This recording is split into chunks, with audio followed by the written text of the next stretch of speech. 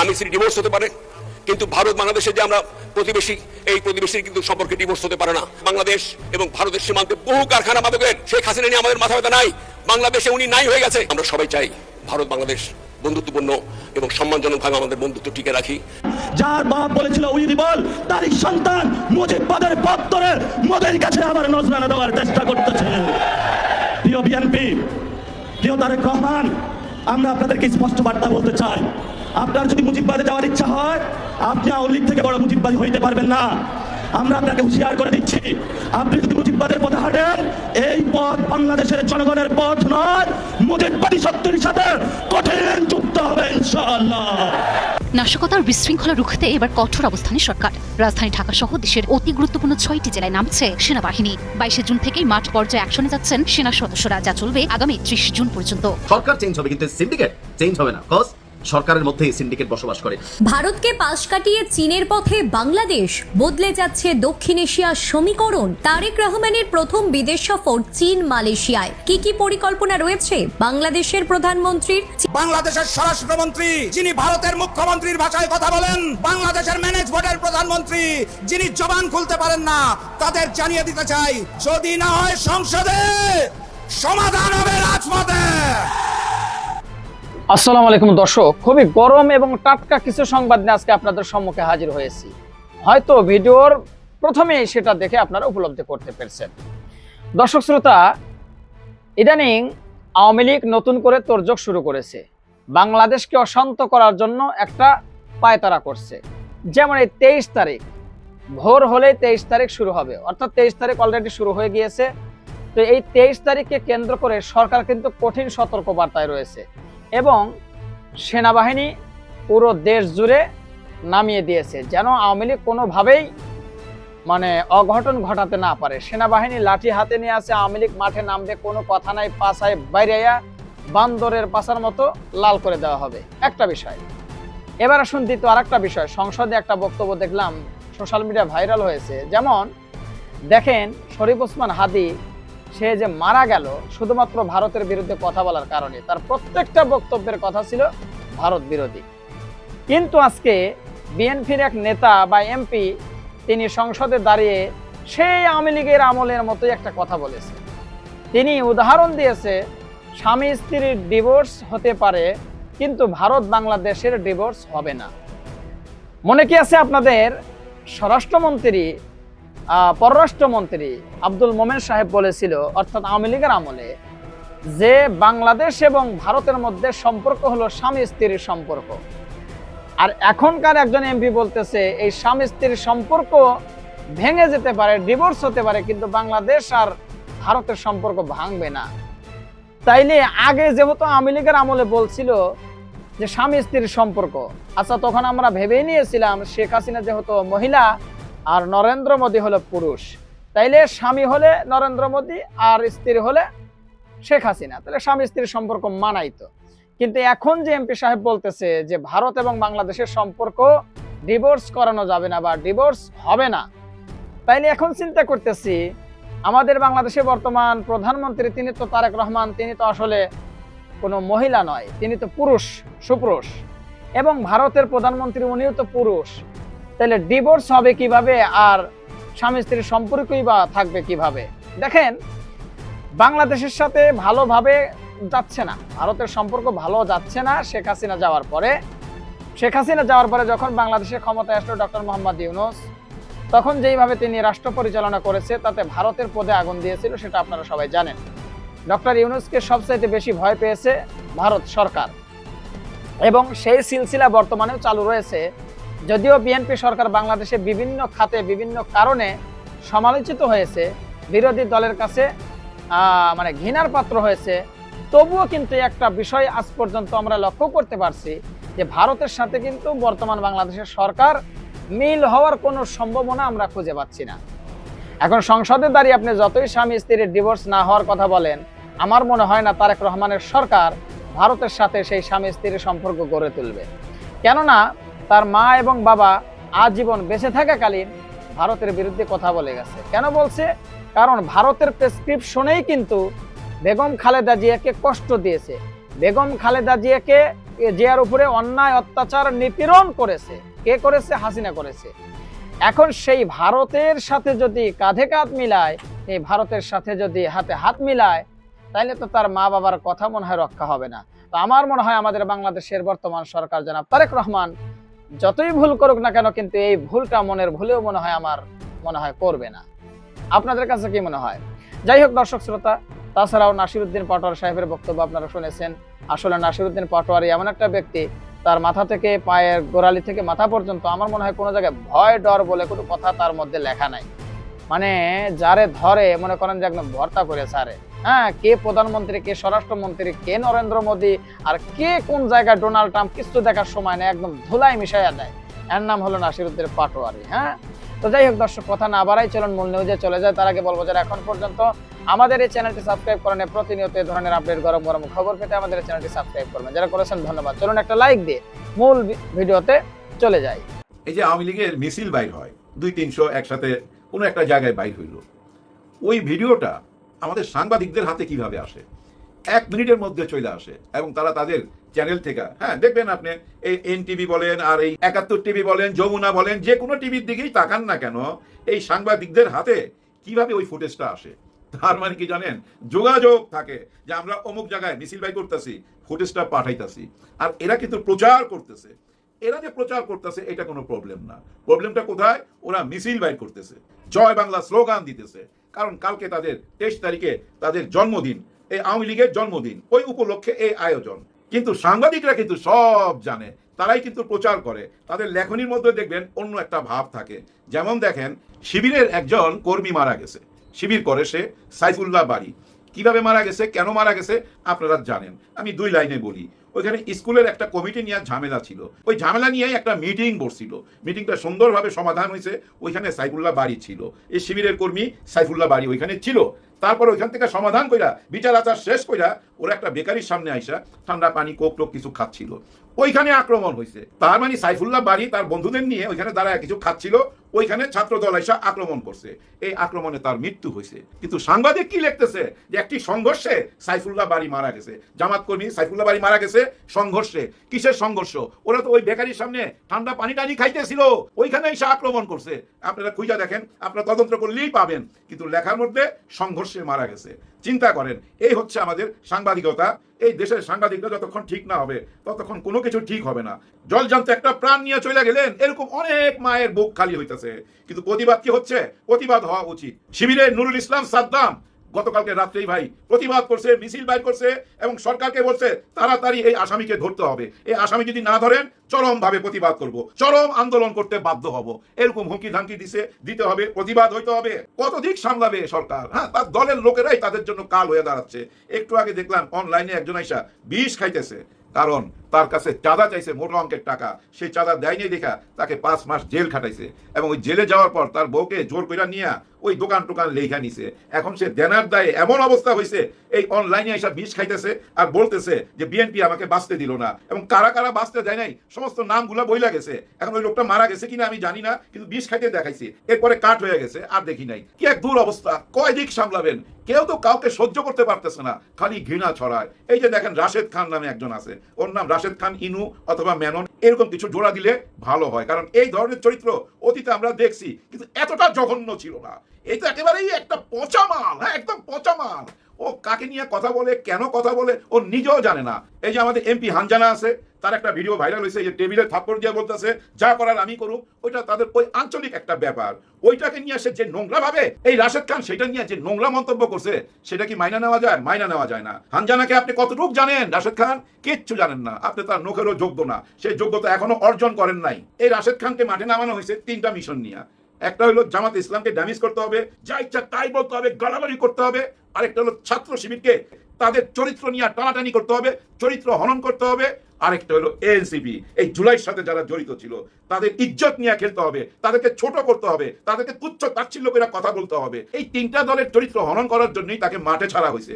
মাসে কত কইরা পায় এটা খোঁজ খবর নিলেই বুঝতে পারবেন। বড় অঙ্কের পেমেন্ট পাচ্ছে, কিন্তু টাকার বিনিময়ে এই কাজ করতেছে, বুঝাই যায়। তবে এমপি হানজানা তারা যে জবাবটা দিছে না, মারাত্মক জবাব দিছে। এই বাঙ্গু বলে কি জানেন? হানজানাকে চিড়িয়াখানায় রাখতে।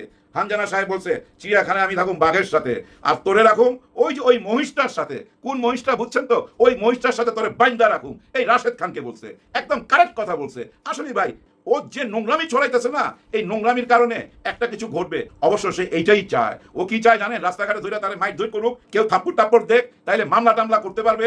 আরো আলোচনায় আসতে চায় ওই চৈতালির মতো। চৈতালি এত কথা বলে কেন আপনারা বুঝেন না? ও তো চায় রাস্তায় কেউ তারা থাপ্পড় টাপ্পড় দেখ, অথবা সরকার তাকে গ্রেফতার করে নিয়ে আসুক, ওইটাই চায়। আজকে সালাউদ্দিন সাহেবকে জিজ্ঞাসা করছিল এই চৈতালি নিয়ে, এই চৈতালি তো দেশদ্রোহী কথাবার্তা বলতেছে, কেন তাকে গ্রেফতার করা হচ্ছে না? আমাদের স্বরাষ্ট্রমন্ত্রী ছোট্ট করে উত্তর দিছে যে এগুলো কোনো ব্যাপার না, অনেকে অনেক কথা বলবে, সব কথা তো আর কানে নেওয়া যাবে না।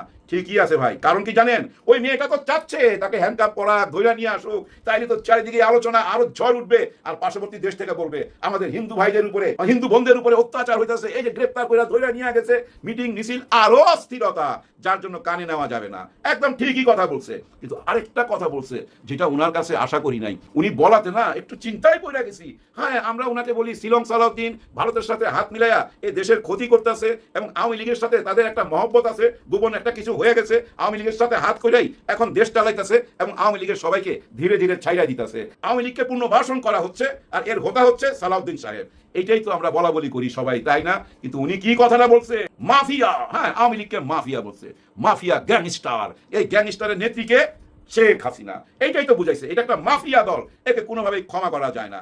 আগামীকাল তাদের বর্ষপূর্তি, হ্যাঁ জন্মদিন, শুভ জন্মদিনে কি বিশাল আয়োজন, চারিদিকে আর্মি নাইমা পড়ছে, 6টা জেলার মধ্যে আর্মি পুলিশ রেড অ্যালার্ট। তো ভাই একেবারেই যুদ্ধ একটা ভাব, চারিদিকেই পাহারায় বসে গেছে, কাউকে নামতে দিবে না মাঠে। এবং তাদের কাছে ভাই গোয়েন্দা রিপোর্ট আছে, ওই যে ককটেল ফুটাইছে না, এরকম ককটেল বোম টোম ফুটাবে, আগুন টাগুন জ্বালাবে, বাসের মধ্যে আগুন দিতে পারে, যার জন্য সবাই সাবধান হয়ে গেছে। এবং 30 তারিখ পর্যন্ত এই আর্মি ভাইরা এই পাহারায় থাকবে।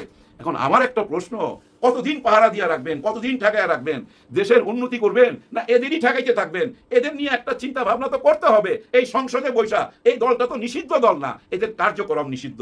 এদের কার্যক্রম কেন নিষিদ্ধ করা হয়েছে ওইটা তো সামনে আনতেছেন না। কোনো বিচার আচার তো আমরা সামনে দেখতেছি না। মানুষ তো জুলাইকে ভুলা যাইতেছে, কোনো বিচার হইতাছে কি হইতাছে না কেউ টের পাচ্ছি না।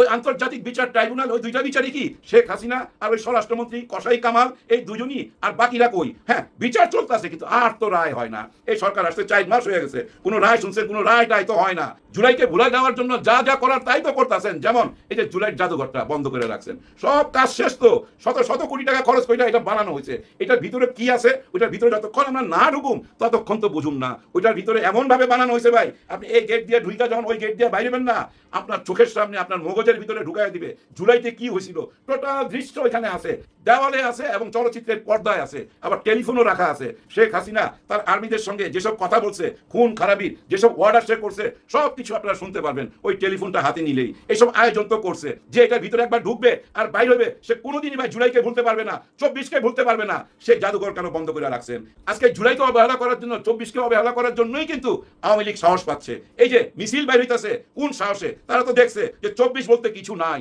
তার মানে ওই 71-72 সালের সংবিধানই এখনো আছে, 24 তো মুছাই গেছে। এই দেশ চলতেছে 72-এর সংবিধানে। আর যারা ওই যে জয় বাংলা বলতেছে তাদের ধরতেছেন, তারা কেন জয় বাংলা বলবে না? তারা তো দেখতেছে তাদের প্রেসিডেন্ট, তাদের রাষ্ট্রপতি, হ্যাঁ আওয়ামী লীগের রাষ্ট্রপতিকে তারা দেখতেছে। তো এখনো এই দেশে রাষ্ট্রপতিকে আওয়ামী লীগের রাষ্ট্রপতি, আওয়ামী লীগের রাষ্ট্রপতি এখানে, আর দিল্লিতে তাদের প্রধানমন্ত্রী 2 হাতে টাকা ছাড়তেছে, আর ওই টাকার খেলাই তো দেখতেছেন। টাকায় কি না হয়, মানি ইজ বিগ পাওয়ার ভাই। হ্যাঁ, ওই যে গান টান আছে না, এগুলো হচ্ছে বেশি টাকার পাওয়ার। এই টাকা দিয়ে কি না হয়? আজকে যে মিছিল টিছিল বাইর হয়, ওই টাকার কারণেই বাইর হয়। ওই টাকা দিয়েই আপনাদেরকে অস্থির করে রাখবে। দেখেন আমাদের প্রধানমন্ত্রী কিন্তু এই মুহূর্তে চীনে আছে, মালয়েশিয়া ছিল, চীনে গেছে। এগুলা নিয়ে কোনো আলোচনা নাই। আলোচনা কিন্তু ওই আওয়ামী লীগ নিয়ে, আওয়ামী লীগের শুভ জন্মদিন আগামীকাল 23 তারিখ, ওইটা নিয়েই কিন্তু আলোচনা। এটাই তো তাদের সফলতা না ভাই? মিথ্যা বললাম? এটা তাদের সফলতা না? পুরো দেশকে অস্থির করে রাখতে পারছে। আগামী তো এরকম বারবার অস্থির করবে। মেসেজ ক্লিয়ার, জামাত এনসিপি রেডি। দাবি আদায় না করে জামাত জোট ঘরে ফিরবে না। দর্শক, প্রয়োজন আরেকটা বিপ্লব। আমির জামাত স্পষ্ট বলেছেন, আরেকটা বিপ্লব অনিবার্য, প্রস্তুতি নিন।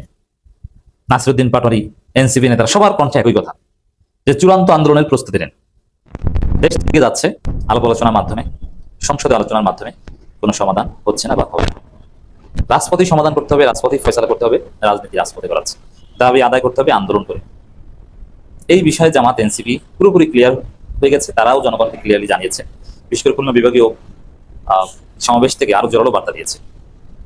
কিছুদিন আগেও জামাতের আশা ছিল যে পার্লামেন্টে মনে হয় সমস্যার সমাধান হবে, কিন্তু না, এখন জামাতের এনসিপির বার্তা ক্লিয়ার, আলাপ আলোচনার মাধ্যমে কিংবা পার্লামেন্টে সম্ভবত সমস্যার সমাধান হবে না, যা করার রাজপথে করতে হবে। এই জন্য রাজপথের প্রস্তুতি নিতে আহ্বান জানিয়েছেন এবং দাবি আদায় কোথায় করতে হবে? রাজপথে দাবি আদায় কিভাবে করতে হবে? সমাবেশের মাধ্যমে, মানববন্ধনের মাধ্যমে, বিক্ষোভের মাধ্যমে না। মনে রাখবেন, এটা জামাত শিবিরের লোকজন যারা, তাদেরকে বুঝতে করতে হবে, সমাবেশ, মহাসমাবেশ কিংবা বিক্ষোভ মিছিল, মানববন্ধন, এগুলোর মাধ্যমে কখনো দাবি আদায় হয় না। পৃথিবীতে কোনো এক্সাম্পল দেখাতে পারবেন না যে মানববন্ধন করে, বিক্ষোভ মিছিল করে দাবি আদায় করা গেছে। তাহলে আপনারা বলবেন যে আন্দোলন বলতে তো আমরা এগুলোই বুঝি, বিক্ষোভ মিছিল, মানববন্ধন, দাবি আদায়। এগুলো আন্দোলনের পূর্ব প্রস্তুতি, এগুলোকে আমি আন্দোলন করি না। এগুলোর মাধ্যমে জনমত তৈরি করা, এগুলোর মাধ্যমে ওয়ার্ম আপ করা হয় যে না, আমরা এবার আন্দোলন করছি বা করবো, এই সেই অমুক তমুক ইত্যাদি হ্যান ত্যান। কিন্তু এটাকে আন্দোলন বলে না। এইভাবে দাবি আদায় করা যায়, এতে জনগণকে সচেতন করা যায়। নিজেদের মধ্যে যে বললাম, মানববন্ধন করলে, বিক্ষোভ মিছিল করলে নিজেদের মধ্যে একটা জোশ আসবে, সমাবেশ করলে আপনি জানতে পারবেন যে আপনাদের পক্ষে কি পরিমাণ লোক আছে, একটা আত্মবিশ্বাস হবে, সরকারও দেখবে যে না না, এই দাবির পক্ষে তো অনেক লোক আছে। কিন্তু আপনি যদি সকাল সন্ধ্যা সমাবেশ করেন, এতে কারো কিছু আসে যায় না, বরং যারা সমাবেশ করে তাদের পয়সা লস। জনগণের একটু ভোগান্তি, কারণ বিপুল সংখ্যক জনগণ কোনো একটা জায়গায় আসলে ওই এলাকার স্বাভাবিক জীবনযাত্রা ব্যাহত হয়, হসপিটাল সার্ভিস থেকে শুরু করে সবকিছু ব্যাহত হয়, কিন্তু সরকারের কিছু আসে যায় না। বরং আপনি আন্দোলন করে জনগণের স্বাভাবিক চলাফেরা যদি ডিস্টার্ব করেন, জনগণ পাল্টা আপনার ওই আন্দোলনকে গালি দিবে, কিন্তু আপনি দাবি আদায় করতে পারবেন না। কিন্তু দাবি আদায় কখন হয়? আন্দোলনটা কি? আন্দোলন হচ্ছে আপনি জনজীবন স্থবির করে দেবেন, রাস্তা আটকে ফেলবেন, তখনই দেখবেন যে সরকারের টনক নড়ছে। যেমন ইসলামী ব্যাংকে দেখেছেন না, আন্দোলন করেন কিছু না, যেই ব্যাংক আটকে দিছে, কলম বিরোধী, টাকা পয়সা নাই, থমকে গেছে, চেয়ারম্যানকে ঢুকতে দেয় না, দাবি মেনে নিয়েছে, মুহূর্তের মধ্যে সুরসুরি দাবি মেনে নিয়েছে। এরকম এটি হচ্ছে হিসাব। আন্দোলন হচ্ছে জনজীবন বা সরকারের কার্যক্রম স্তব্ধ করে দেওয়া। এখন কোন কোন সমাবেশকে সরকার ভয় পায়। কেন ভয় পায় জানেন? বিএনপি, আওয়ামী লীগের ফেসিবাদী আমলে দেখেছেন যে হেফাজতের সমাবেশকে ভয় পেয়েছে, বিএনপির 28 অক্টোবর সমাবেশকে ভয় পেয়েছিল, আরো নানান সময় বিএনপির বিভাগীয় সমাবেশকে ভয় পেয়েছে, অথবা 10 ডিসেম্বর বা 11 ডিসেম্বর, 10 ডিসেম্বরের যে 10 ডিসেম্বর 2022-এর যে বিভাগীয় সমাবেশ, ঢাকা বিভাগীয় সমাবেশ বিএনপির, সেটাকেও ভয় পেয়েছিল। সেটা নিয়ে অনেক তালবান, শেষ পর্যন্ত নয়াপল্টনে করতে দেয়নি, সেই গোলাপবাগ পাঠিয়েছিল, মনে আছে আপনাদের নিঃসন্দেহে। এগুলো কেন? এই ভয় পায় কেন? যে আন্দোলনের এইগুলো সমাবেশের মাধ্যমে কোনো দাম না, ওটার মাধ্যমে যে আত্মবিশ্বাস এবং জনমত দেখানো যায়, যাচাই করা যায়, জনমত তৈরি করা যায়। ভয়টা হচ্ছে ওই সমাবেশের নামে তারা বসে পড়ে যায় না, কারণ সমাবেশে বিপুল সংখ্যক লোক আছে, সবাই যদি বলে আমরা এখানে অবস্থান কর্মসূচি নিলাম, চলো আমরা সচিবালয় ঘেরাও দিতে যাই, আমরা বঙ্গভবন, গণভবন ঘেরাও দিতে যাই, আমরা থানাগুলো দখল করা শুরু করি, হেফাজতের সময় যে পরিকল্পনাটা ছিল, এইরকম ভয়ে এইসব সমাবেশে অনেক সময় বাধা দেয়। কিন্তু শুধু সমাবেশ করে ফিরে গেলে সরকার কিছু আসে যায় না। তো জামাতকে দাবি আদায় যদি করতে হয়, অবস্থান কর্মসূচি, ঘেরাও কর্মসূচি, যেটা ইউনূসের আমলে আপনারা দেখেছেন, আওয়ামী লীগ নিষিদ্ধের দাবি জামাত এনসিপি কিভাবে আদায় করেছিল? শাহবাগে বসে পড়েছিল, যমুনার অভিমুখে তারা মিছিল করেছিল, যমুনার সামনে বসেছিল এমন একটা জায়গায় যে ওটার সমাধান না করলে প্রধানমন্ত্রীর জনজীবন স্থবির, প্রধানমন্ত্রীর স্বাভাবিক কার্যক্রম স্থবির, কারণ যমুনা ঘেরাও, ওখানে প্রধানমন্ত্রী বা প্রধান উপদেষ্টার অফিস। তো এই এখন জামাতকে যেটা করতে হবে, জুলাই সনদ বাস্তবায়ন বা রাষ্ট্র সংস্কারের যে দাবিগুলো, এটা আদায় করতে হলে ভেরি সিম্পল। তাদেরকে, যেহেতু আমি পরামর্শ এভাবেই দেবো, যেহেতু 6 মাস সময় আর 56 দিন বা 55 দিন এরকম আছে, ওই সময়টা শেষ হলে তারপরে আপনারা লাগাতার অবস্থান কর্মসূচি গ্রহণ করেন। শাহবাগে হাসনাতরা শুরু করবে, আমিরে জামাতও যাবেন, দাবি মানে নইলে আমরা শাহবাগ থেকে উঠবো না, পিটাবে, গুলি করে সরাবে, তখন খেলা হবে। এটা শুরুতে করেন, তাড়াতাড়ি দাবি হবে। এগুলো এই যে অবস্থান লাগাতার দাবি না দেয় উঠবো না, জুলাই সনদ বাস্তবায়ন না করলে, এটা দেরিতে করবেন। ওই যে বাগেরহাটে সমাবেশে যাওয়ার পথে জামাত মাইক খেয়েছে, বলেছে যে এই পথ দিয়ে জামাতের সমাবেশে যাওয়া যাবে না, এই রাস্তা দিয়ে জামাতের সমাবেশে যাওয়া যাবে না। মানসিকতাটা দেখেন, এটা তখন বাংলাদেশের সব প্রান্তে ছড়িয়ে পড়বে যে এই রাস্তা দিয়ে জামাতের লোক হাঁটতে পারবে না, অমুক জায়গা দিয়ে জামাতের প্রোগ্রামে যাওয়া যাবে না, এরকম হবে। তো দর্শক, বাংলাদেশের সামনে এখন 3টি বড় লড়াই। নাসরুদ্দিন পাটোয়ারি একদিকে, আমির জামাত তো স্পষ্ট করেছেন যে আরেকটা বিপ্লব অনিবার্য, এর মানে আন্দোলনের আলাপ আলোচনা কিংবা সংসদে আলোচনার মাধ্যমে কোনো সমাধান হবে, সেই আশা আমির জামাত এখন করেন না। আর নাসরুদ্দিন পাটোয়ারি যেটা বলেছেন, বাংলাদেশের সামনে এখন 3টি বড় লড়াই। এই 3টি লড়াই কি? এই 3টি লড়াই এটা আলোচনার মাধ্যমে সমাধান করতে দেখেন। মানে এক কথায় যদি বলি, মেসেজ ক্লিয়ার, আন্দোলন আন্দোলন আন্দোলন, এবং তারা রেডি। এবং আমার মনে হয় যে জামাত এতটা বোকা নয় যে তাদেরকে গৃহপালিত বানিয়ে রাখবে না, তারা দাবি আদায় না করে ঘরে ফিরবে না। আর জুলাই সনদ কেন্দ্রিক রাষ্ট্র সংস্কার কেন্দ্রিক এই দাবি আদায় হয়ে গেলে কেউ কাউকে গৃহপালিত বানিয়ে রাখতে পারবে না। জনগণ যাকে ভোট দিবে সেই ক্ষমতা দিবে। তাতে বিএনপিকে যদি 41 সাল পর্যন্ত 51 সাল পর্যন্ত ভোট দেয় জনগণ, দিবে, ইট ডাজন্ট ম্যাটার। জাতীয় নাগরিক পার্টির মুখ্য সমন্বয়ক নাসরুদ্দিন পাটোয়ারি বলেছেন, বাংলাদেশের সামনে এখন 3টি বড় লড়াই: রাষ্ট্র সংস্কার বাস্তবায়ন, জাতীয় সার্বভৌমত্ব রক্ষা এবং আওয়ামী লীগের বিচার নিশ্চিত করা। আমি শপথ করিতেছি যে আগামী ভবিষ্যতে আমার সন্তানকে দুর্নীতি ট্রেনিং দিব। আমি শপথ করিতেছি যে বাংলাদেশে বসবাস করার জন্য আমরা সততার রাস্তা ছেড়ে দিব। আমরা শপথ করতেছি যে কিভাবে তেলবাজি কইরা, ধান্দাবাজি, লুটপাটের সিন্ডিকেটের অংশ হইয়া আমরা নিজেদের জীবন ভালোভাবে ভোগ করতে পারবো, দেশ জাতির কল্যাণে কোনো কিছু চিন্তারই প্রয়োজন নাই। এই শপথে ইনশাল্লাহ আগামী বাংলাদেশ যাবে। কে বাঙালি একটু শেয়ার করবেন, কারণ এই শপথ না করে কি করবেন আপনি দেখেন ডিসি মোহাম্মদ সারওয়ার আলম সারা বাংলাদেশে আমি যদি হাতে গোনা কয়েকজন সরকারি পর্যায়ে খুবই ডিসেন্ট, ভদ্র, এমনকি সাহসী ক্যারেক্টার, যিনি অন্যায়ের বিরুদ্ধে দীর্ঘ সময় কথা বলেছেন।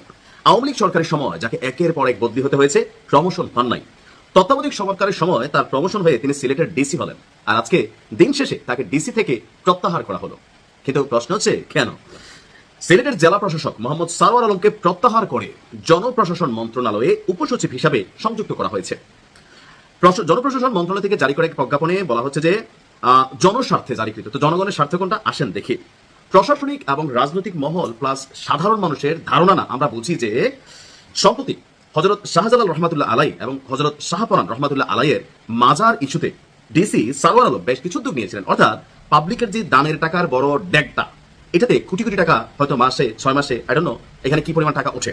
এখন এই টাকাটা মাজারের কাছে কতটুকু ব্যবহৃত হয়, আর যেহেতু হযরত শাহজালাল রহমাতুল্লাহ আলাইয়ের এখানে কোনো বংশধর ওয়ারিসধর নাই, সো কারা এটাকে পরিচালনা করে, জনস্বার্থে করতেছে, ভালো কথা, আমরা যাবো, দোয়া করবো, হুজুরের রুহের মাগফিরাত কামনা করবো, আমাদের জন্য আমরা দোয়া করবো। কিন্তু এখান থেকে যে অর্থনৈতিক একটা খেলা আছে, সেই খেলাটার ভাগিদার যারা, তারা কিন্তু ভাই বড় কঠিন সিন্ডিকেট। বোঝাই গেছে যে এই ঘটনার মাত্র 3 দিনের মাথায় তাকে ডিসি থেকে প্রত্যাহার করা হলো। বুঝতে হবে এদেশে দুর্নীতিবাজদের সিন্ডিকেট কতটা শক্তিশালী। সরকার চেঞ্জ হবে কিন্তু সিন্ডিকেট চেঞ্জ হবে না, কজ সরকারের মধ্যে সিন্ডিকেট বসবাস করে। দর্শক, বলা হচ্ছে যে গত 12 জুন তিনি মাজার পরিদর্শনে গিয়ে মাজারের আয় ব্যয় স্বচ্ছতা নিশ্চিত করার ঘোষণা দেন। এরই ধারাবাহিকতায় তিনি মাজারের আগের দান বাক্সগুলোতে সিলগালা করেন এবং নতুন দান বাক্স স্থাপনা করেন এবং মাজারের ঐতিহাসিক 3টি দানের ডেগও সিলগালা করেন।